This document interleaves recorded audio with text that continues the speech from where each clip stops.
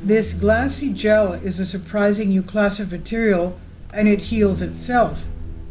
Serendipitous discovery. Researchers have created a new class of materials called glassy gels that are half liquid but hard to break. Stretchy, strangely adhesive, and able to self-heal if cut. The surprising properties of these gels potentially make them useful for a wide range of applications than commonly used plastics, which are either hard and brittle or soft and easily torn. I wonder if these things will ever be able to degrade in nature. Now, they said we've created a class of materials that we've termed glassy gels, which are as hard as a glassy polymer, but if you apply enough force, can stretch up to 5 times their original length. Rather than breaking, says Michael Dickey, materials scientist, North Carolina State University, NCSU. But as with so many fortuitous scientific discoveries, the goal was never to make the whole new class of substance, Dickey says. We stumbled into these interesting materials, he said, when NCSU researcher Meixiang Wang was experimenting with ion gels, materials made of polymer swollen with an ionic liquid that conducts electricity. Wang was trying to make stretchable wearable devices that might be used in a pressure sensor, other medical devices, or robotics. Altering the composition, Wang produced a gel that looked at first like a mundane piece of transparent, flexible plastic. Before testing showed it was very hard, but not brittle like other common plastics.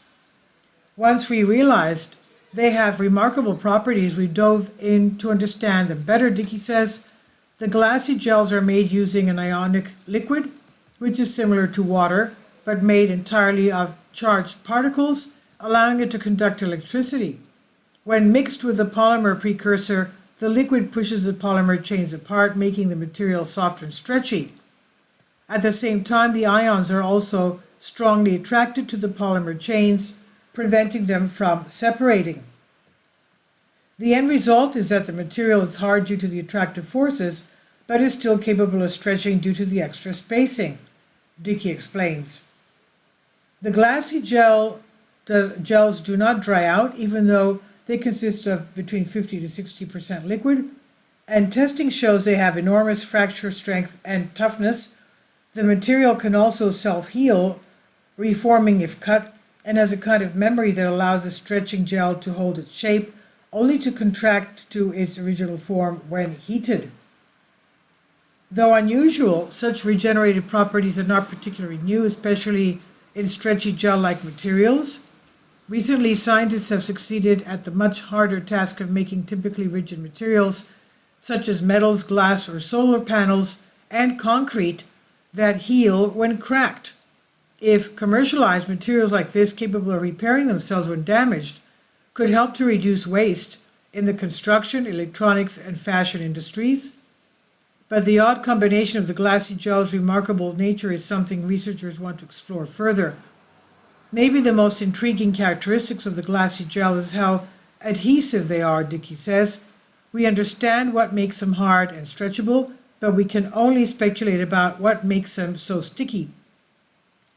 More testing and optimization of the gel is obviously required before these gels can be used in any particular way. But thinking about potential applications, Dickey says tough materials that conduct electricity like the gel does are useful in batteries.